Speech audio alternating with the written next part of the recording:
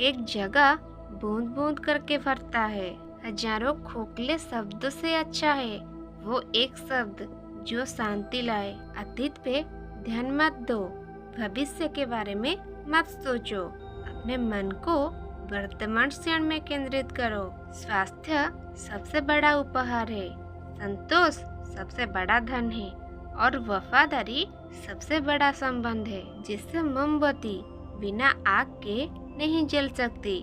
मनुष्य भी आध्यात्मिक जीवन के बिना नहीं जी सकता। 3 चीजें ज्यादा देर तक नहीं छुप सकती, सूर्य, चंद्रमा और सत्य। अपने मोक्ष के लिए खुद ही प्रयत्न करे, दूसरों पर निर्भर ना रहे। इसी विवाद में हम जैसे ही क्रोधित होते हैं, हम सच का मार्ग छोड़ देते हैं और अपने लिए प्रयास करने लगते हैं। किसी जंगली जानवर की अपेक्षा एक कपटी और दुष्ट मित्र से अधिक डरना चाहिए। जानवर तो बस आपके शरीर को नुकसान पहुंचा सकता है और एक बुरा मित्र आपके बुद्धि को नुकसान पहुंचा सकता है। वो जो 50 लोग से प्रेम करता है उसके 50 संकट हैं।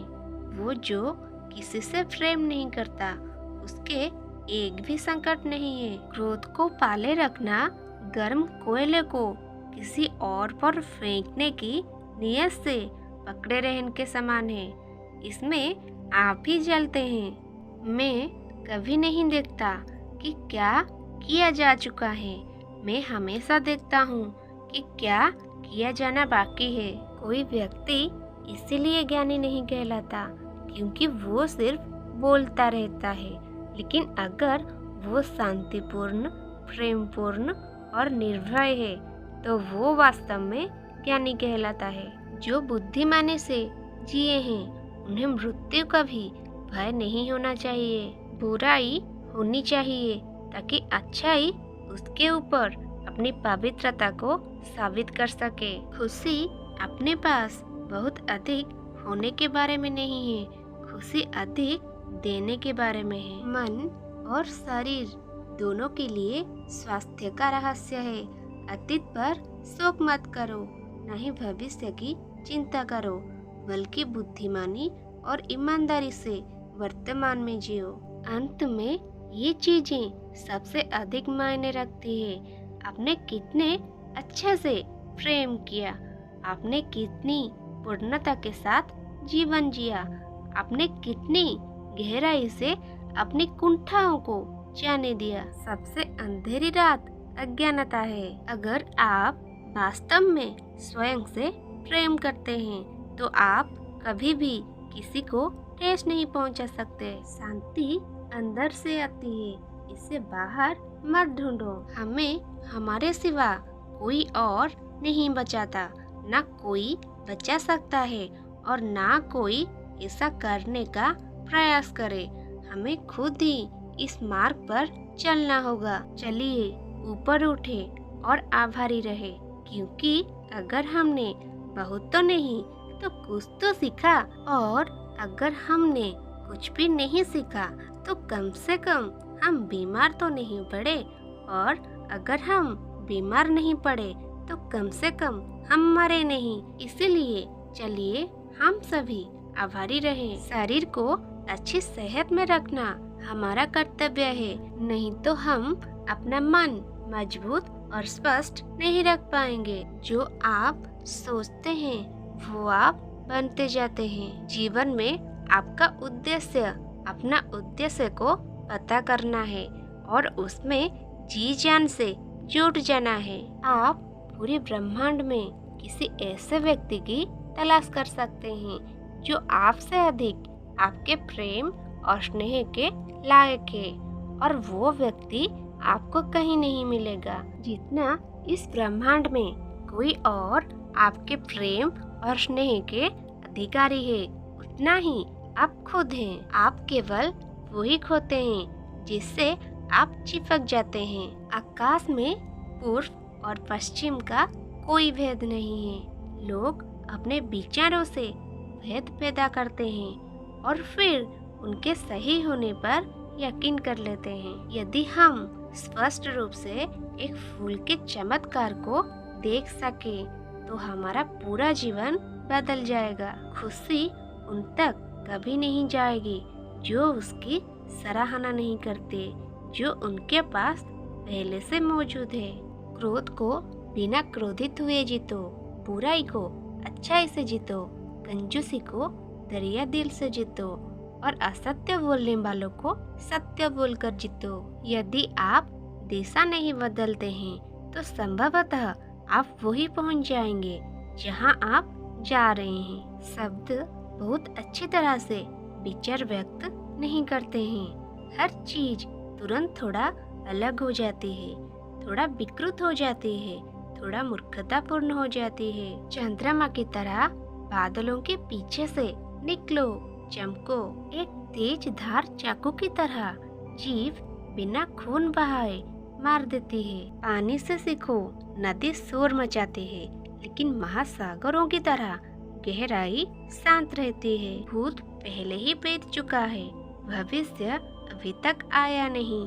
तुम्हारे लिए जीने के लिए बस एक ही क्षण है।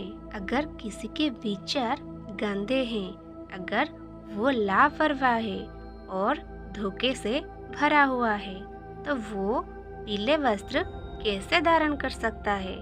जो कोई भी अपनी प्रकृति का स्वामी है, उज्जवल है, स्पष्ट है और सत्य है, वो वास्तव में पीले वस्त्र को धारण कर सकता है। क्रोध कभी नहीं जाएगा जब तक कि क्रोध के विचारों को मन में रखा जाएगा। जैसे ही क्रोध के विचारों को भुला दिया जाएगा, वैसे ही क्रोध गायब हो जाएगा। तुम्हारा शरीर कीमती है, ये हमारे जागृति का साधन है, इसका ध्यान रखो। क्रोध को पाले रखना खुद जहर पीकर दूसरे के मरने की अपेक्षा करने के समान है। जो आप सोचते हैं वो आप बनते जाते हैं, जो आप महसूस करते हैं उसे आप आकर्षित करते हैं, जिसकी आप कल्पना करते हैं उसका आप निर्माण करते हैं। ध्यान से ज्ञान प्राप्त होता है, ध्यान की कमी अज्ञानता लाती है। अच्छी तरह जानो क्या तुम्हें आगे ले जाता है और क्या तुम्हें रोक के रखता है, और उस मार्ग को चुनो जो बुद्धिमत्ता की ओर ले जाता है। यदि आप पर्याप्त शांत हैं तो आपको ब्रह्मांड का प्रभाव सुनाई देगा, आप उसकी ताल महसूस कर पाएंगे। इस प्रभाव के साथ आगे बढ़िए, आगे प्रसन्नता है। ध्यान महत्वपूर्ण है। जो क्रोधित विचारों से मुक्त है उन्हें निश्चय ही शांति प्राप्त होगी। जिस क्षण आप सारी सहायता को अस्वीकार कर देते हैं, आप मुक्त हो जाते हैं। अपना हृदय अच्छी चीजों को करने में लगाओ, इसे बार बार करो और इसे करने से तुम प्रसन्नता से भर जाओगे। कष्ट की जड़ आसक्ति है। आप तब तक उस मार्ग पर नहीं चल सकते जब तक आप खुद वो मार्ग नहीं बन जाते। आप चाहे जितने भी पवित्र शब्द पढ़ ले, चाहे जितने बोल लें, वो आपका क्या भला करेंगे यदि आप उन पर कार्य नहीं करेंगे। यदि आप किसी और के लिए दीपक जलाएंगे तो वो आपका भी मार्ग प्रकाशित करेगा। सारे गलत काम मन की वजह से होते हैं। यदि मन को बदल दिया जाए तो क्या गलत काम रह सकते हैं? अनुशासनहीन मन से अधिक उद्दंड और कुछ नहीं है, और अनुशासित मन से अधिक आज्ञाकारी और कुछ नहीं है। अपने अहंकार को एक ढीले ढाले कपड़े की तरह पहने। यदि समस्या का समाधान किया जा सकता है तो चिंता क्यों करे? यदि समस्या का समाधान नहीं किया जा सकता तो चिंता करना आपको कोई फायदा नहीं पहुंचाएगा। जैसे ठोस चट्टान हवा से नहीं हिलती, उसी प्रकार बुद्धिमान व्यक्ति प्रशंसा या आरोपों से विचलित नहीं होती।